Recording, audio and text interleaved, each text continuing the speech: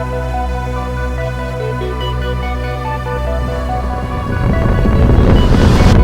is Mission Control. We have clearance on 29% of land checks over.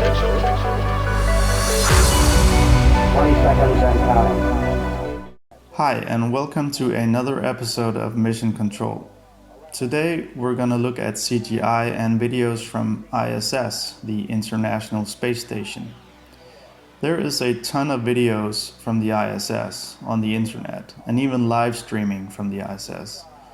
Yet, flat earthers say that it is fake.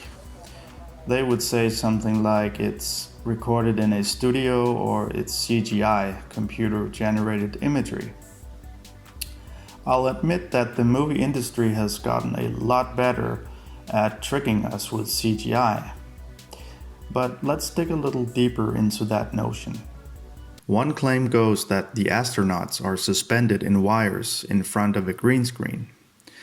This one is just silly and easily debunked when you watch a 30-minute long video of astronauts twisting and turning and floating through several compartments and even around corners. I would really like to see a wire system that could handle all that motion in such a tiny space, because I think Hollywood would be very, very interested in buying that stuff. Just look at how much effort they put into the movie Gravity. The most convincing scene in this movie is less than a minute long, and the whole process of making it took months. Another claim goes that astronauts are just filmed in zero-G planes.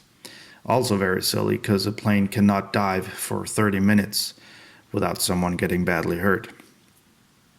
So let's not waste any more time on these trivials and move on to the CGI claim, which is a little more technical.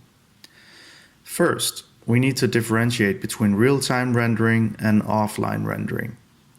Real-time rendering is when all computation is done instantaneously. Offline rendering is a much slower process, but yields much more realistic results. While real-time rendering is getting better by the minute, it still has limitations. Hard surface models like a car can be rendered with perfection, but when it comes to organic and more complex models, like a human, it's easy to tell the difference. Offline rendering comes a lot closer to mimicking this kind of complexity, but it too has limitations. So when you watch a video with an astronaut floating in a space station, twisting and turning, soaking tissues with water, washing his hair, interacting with any object, and someone tells you that this is CGI or augmented reality, they better support that claim with how it's done. Because I want to know which software an art department can pull this off and have unflawed fluid dynamics, hair rendering, reflection, refraction, lighting, ambient occlusion, subsurface scattering, motion blur, volumetric and surface caustics, cloth simulation, motion tracking, vertex mapping, skin deformation, polygon displacement, ray tracing, and so on.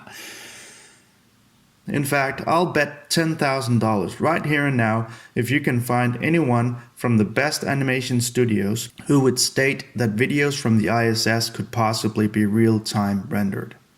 So, flatties, you have yet to explain exactly how CGI is responsible for the ISS videos. Well, I believe that was another safe landing today. Like and subscribe, and I'll see you next time. We have clearance on 29% of land checks over. 20 seconds and counting. T-minus 15 seconds. Guidance is internal.